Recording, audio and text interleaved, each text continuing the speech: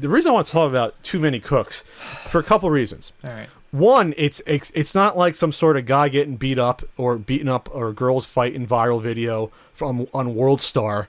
You know, it's not you know, anything like that. It's not a dumb Gungan style music video. This is a extremely well done, produced Adult Swim short film that's 11 minutes long. Usually viral videos are like 30 seconds. It's like 5 minutes too long. It's 11 minutes, but I know. Here's what's interesting about this. If it's too long. I don't think it's too long. I just think that what is it? What is Too Many Cooks? Too Many Cooks is a parody of 80s and 90s sitcom openings. They use the Full House font.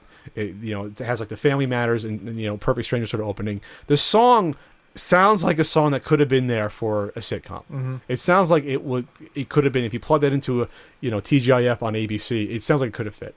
So you have like all the quintessential characters. You have the hapless dad, and you have the little baby, and you have the sassy grandmother show up, and they stop and smile at the camera, which is what they always did in those 80s shows like Full House and Family Matters. Like whatever they're doing, they'd stop, turn to the camera, and smile like awkwardly. So the thing is that when you first watch this, and my experience first watching this is that the first 2 minutes, like, okay, this is a somewhat clever joke. First 2 minutes, the first minute is an entire opening, because back then, opening sitcoms were about a minute for the full version. Then it happens again within the same house, but now you have like the tomboy girl, and now you have like the dorky scientist kid, and it's like, okay, we've never seen that in shows too. You have looks like Joey Lawrence as the neighbor, clever. They do the third minute. And then it goes into like now they're in the workplace, and now they have a sort of a Roseanne turn around the table sort of thing. But now the first inkling that this is could be something different is that the family goes from the Caucasian to the black family. Like, okay, now they're doing something weird, and then it goes to a female cop next to a shirtless fireman, and now it goes to a whole T.J. Hooker Hill Street Blues cop drama opening. Like, okay, now this is going someplace weirder.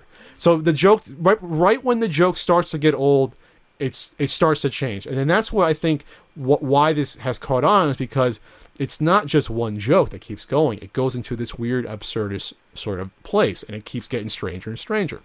And I'm not one usually for absurdist Adult Swim humor because honestly, I think a lot of it is lazy. It's just randomness is funny, so we're gonna put lots of random shit on the screen, which can be funny, but it can't sustain itself. This sustains itself because it tries to do something different and actually has somewhat of a narrative that goes on throughout the 11 minutes. So, I mean, I watched it and I got sort of the same thing from you that you did. At this point, I assume most of our listeners, viewers have watched it. And if you haven't, well, it's an 11-minute short. I'm not ruining much. It turns into sort of like a slasher thing. And you start trying to figure out what's going on. My problem with it is it's kind of the exact opposite of what Pat said. I got into a lot of the Adult Swim absurdist stuff when it was first coming out. Aqua Teen, C-Lab 2020, Space Ghost. Mm-hmm. No surprises to me when at the end it showed William Street was behind it because it's a William Street production through and through. But nothing about it struck me as particularly humorous. I mean, I chuckled at certain things, like the obvious reference to Clarissa Explains It All. But even though, yes, you're right, it kept morphing into something new. Sure. The joke kept morphing into something new. It kept spoofing something else, and I was paying attention to like numbers and how many times people turned and what was happening and how many times things happened. I'm sure that if you look online right now, there's tons of hidden messages in it, like there is in a Boards of Canada song. I'm sure these people probably made this and they built a lot of stuff in there for people to think about, but there is no point to it. And well, that's to me, the thing. To me, it just got frustrating because the name Too Many Cooks, I think when I watch this, they wanted you to look for something different, but really I think it doesn't go any deeper than the name is Too Many Cooks. A bunch of guys at William Street got together, they had a bunch of these stupid ideas, they put them together in one thing, and that's the end result, and I don't think it actually goes any deeper than that. Well, here's the thing, which is funny, because the creators went on Reddit, and people had these really cool sort of theories about what it all means, right. And they were responding, but they were like, wow, that's a cool idea.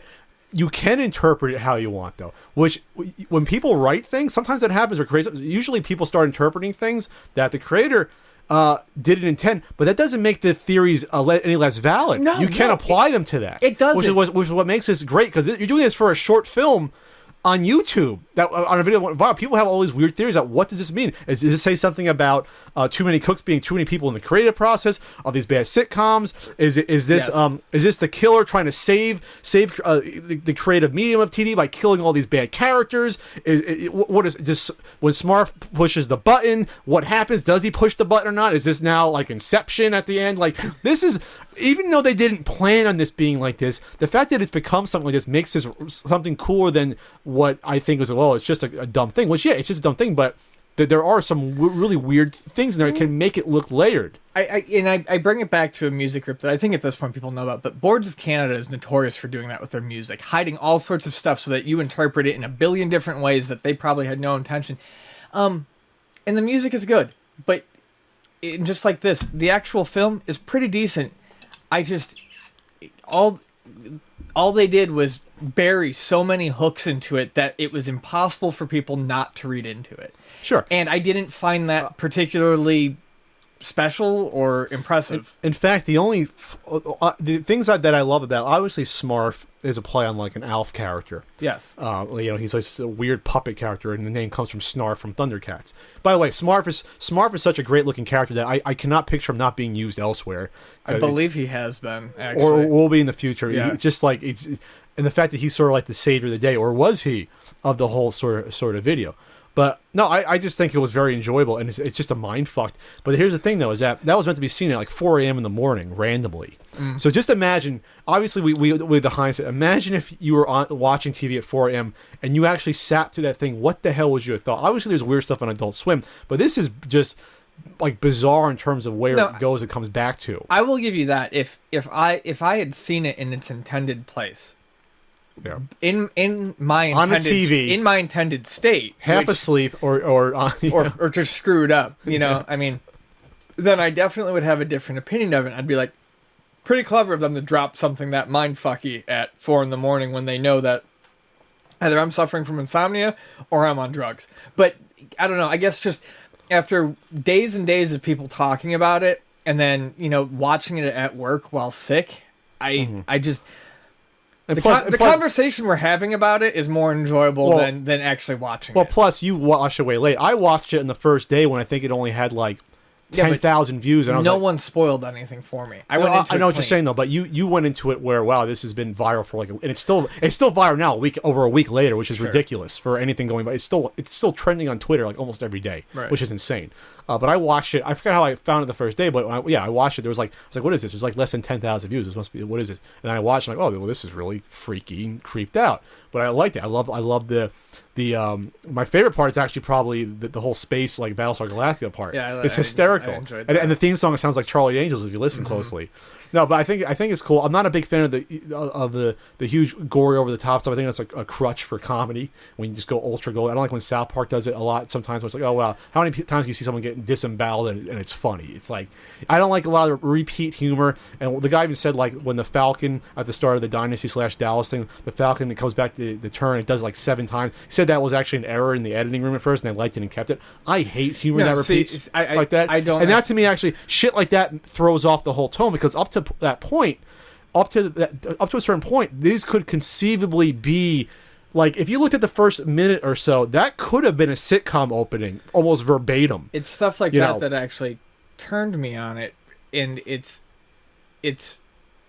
part of what they used to do a lot in Adult Swim humor, but it's also part of the need to fill 11 minutes and 11 seconds. Sure. And when you run out of ideas, what do? They did it in Aqua Teen, they did it in C-Lab, they do it in all sorts of things. They just fucking repeat because they need an extra 30 seconds. Well, I'm saying that's what kills a little bit, because yes, the humor, that was a big thing that killed the humor up to that point was so just on point for.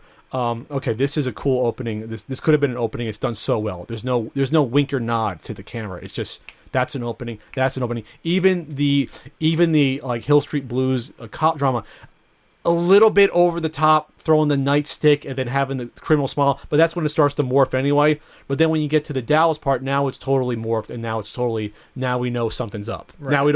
Now this isn't just repeating the same 1 minute joke 4 times. Now it's going a different direction. Obviously, the GI Joe opening, which was awesome. The GI Joe bar, it took the exact same. Those were like lifted directly from the cartoon opening in terms of the punch and the uppercut and everything else.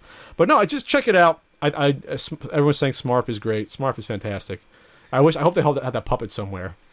I mean, I would say check it out, I guess. Check so you can be part of the dialogue. But, Yeah. I mean, like I said, you'll enjoy the dialogue more than you... I enjoyed the dialogue more than I enjoyed the video. The fact that we're talking about it, we never talk about viral videos. The fact that we're only talking about it because you made me.